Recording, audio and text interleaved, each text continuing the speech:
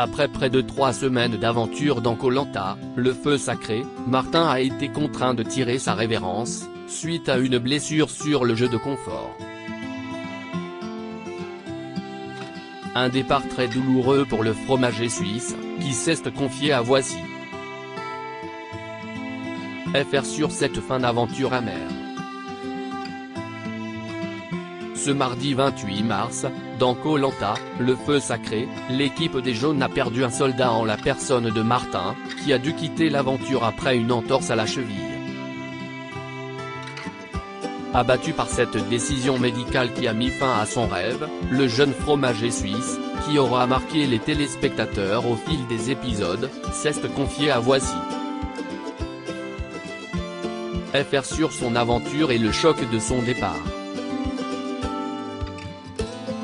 Voici.fr, une sortie sur blessure, aviez-vous envisagé ce cas de figure? Martin, non, et si est ce qui m'a fait le plus mal. Vous arrivez dans Koh Lanta, vous connaissez les règles, vous savez que vous 16 chances sur 20 de vous faire éteindre votre flambeau, et que si est le jeu.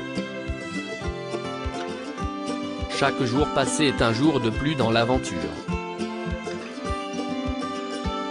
L'objectif c'était de ne pas être éliminé le premier, de réussir à remporter le totem en équipe. Puis vous visez la réunification, le totem individuel, l'orientation, les poteaux. J'y allais étape par étape, mais je n'avais pas envisagé la sortie sur blessure. Lorsque vous vous êtes blessé à la cheville pendant l'épreuve, vous avez quand même tenu à aller jusqu'au bout. Vos coéquipiers s'étaient-ils rendus compte de l'ampleur de votre douleur? Si est une excellente question, parce que non, ils ne se sont pas du tout rendus compte. Pour en avoir parlé avec certains derrière, ils pensaient que je faisais du cinéma. Pour ne pas les citer, plusieurs d'entre eux pensaient que je déconnais, que je n'avais rien. D'ailleurs ils m'ont dit, arrête de déconner, lève-toi immédiatement, viens nous aider. Moi je savais à ce moment-là que ma cheville avait bien tourné, mais dans ma tête c'était inconcevable que je les abandonne. J'avais tellement envie de ce confort que j'étais prêt à terminer avec une cheville en vrac. Ça a été un peu un regret, par la suite. Est-ce que je n'aille pas empirer mon cas en terminant cette épreuve? Vous avez remporté le jeu de confort avec les jaunes. À ce moment-là, aviez-vous conscience de la gravité de votre blessure? Pas du tout. Je boitais beaucoup, et les aventuriers commençaient à réaliser que ce n'était pas de la rigolade. Mais le bonheur ultime de me laver les dents, toute cette nourriture qu'on n'avait pas vue depuis des jours, l'explosion de saveurs. À ce moment-là j'ai un peu oublié ma blessure et j'étais dans l'euphorie plutôt que de me dire que mon entorse, ce n'était pas bon signe pour la suite de l'aventure. Lorsque vous êtes revenu pour l'épreuve individuelle, Denis a annoncé que vous ne participeriez pas à l'épreuve. Avez-vous vu un médecin avant cette épreuve? Oui, et il m'avait dit que ça risquait d'être compromis pour l'épreuve. À ce moment-là, j'ai pris conscience de la gravité de ce que j'avais et j'ai commencé à réaliser que la probabilité que je ne termine pas l'aventure était assez présente. Si est-il la raison pour laquelle je me suis effondré? Ce n'était pas le fait de ne pas participer à l'épreuve, c'était le fait de comprendre que l'aventure allait peut-être s'arrêter. Ça m'a mis un très gros coup au moral. Vous avez versé quelques larmes lorsque Denis a officialisé votre départ. L'avez-vous appris en même temps que vos coéquipiers? Oui, je l'ai appris à ce moment-là.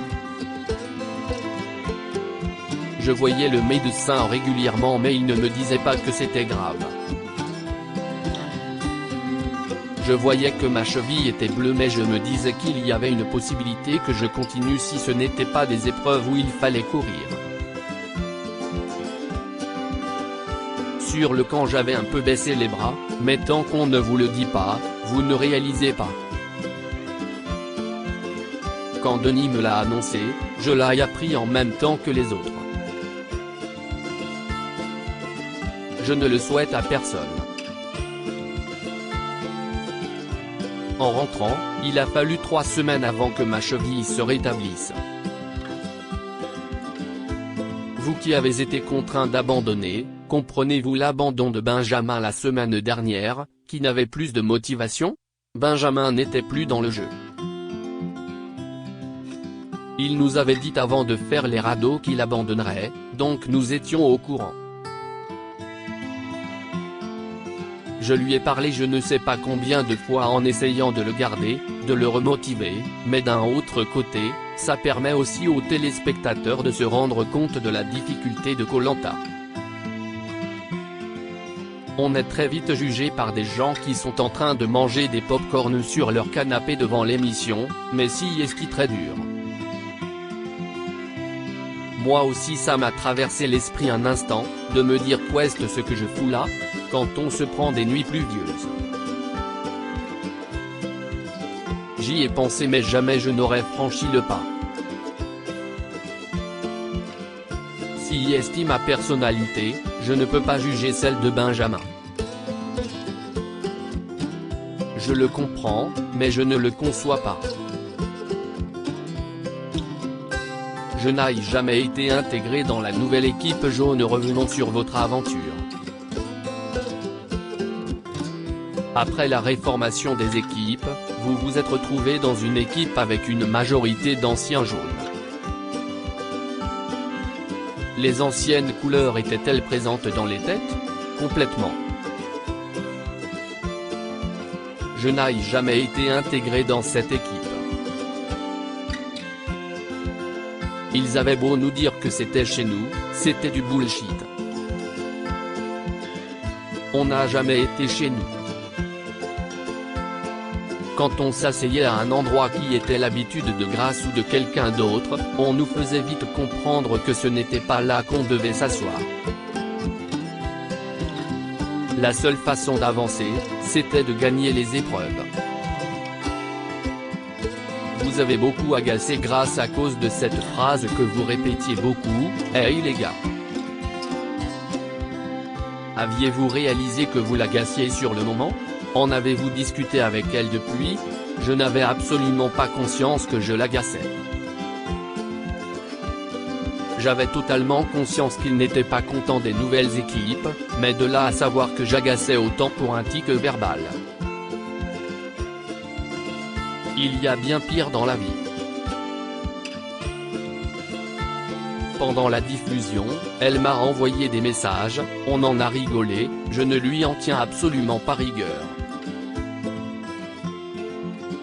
Dans Koh Lanta, on est à fleur de peau, on ne dort pas, on a faim. Qu'elle ne me supporte pas parce que j'essaie de motiver les troupes en disant « Hey les gars », une formule qu'accessoirement tout le monde utilise, si est-il vraiment me détester par principe, rire. Aviez-vous le sentiment d'avoir des alliés dans cette nouvelle équipe jaune? Je me suis bien entendu avec Benjamin, mais il m'a rapidement dit que pour sauver sa peau, il ne votera jamais contre un jaune. Mais il m'avait dit qu'il pourrait me dire qui était ciblé, pour que je puisse aller chercher un collier si c'était moi. Quand Benjamin a abandonné et que Tania est revenue, je lui ai proposé qu'elle s'allie à Christine, Julie et moi. Mais non, je n'ai jamais eu aucun allié dans les ex-jaunes, c'était de l'hypocrisie pure. Vos réactions lorsque vous avez eu un bouton de fièvre ou encore lorsqu'un de vos coéquipiers vous a planté un piquet dans le pied ont beaucoup amusé les internautes. L'image que vous renvoyez à la télévision est-elle fidèle à ce que vous êtes dans la vie? Ce n'est absolument pas fidèle à ce que je suis dans la vraie vie, en revanche si est totalement fidèle à ce que j'étais sur place. On est tellement poussé à bout, dans des conditions extrêmes.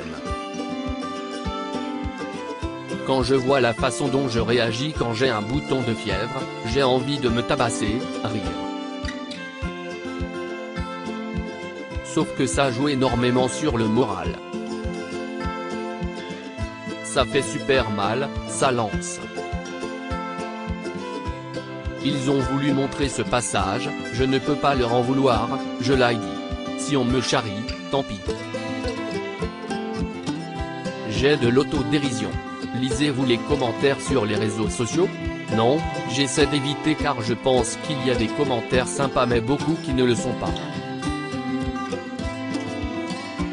On m'en envoie quelques-uns quand si est drôle. Je suis quelqu'un de sensible, je n'ai pas fait cette aventure pour avoir une notoriété quelconque mais parce qu'elle m'excitait énormément. Vous avez été trader dans une autre vie avant de vous reconvertir en tant que fromager.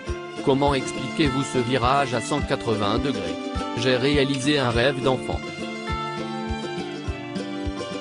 C'était vraiment quelque chose qui me tenait à cœur d'avoir une fromagerie un jour, et je ne pensais pas que c'était possible, en tout cas aussi vite.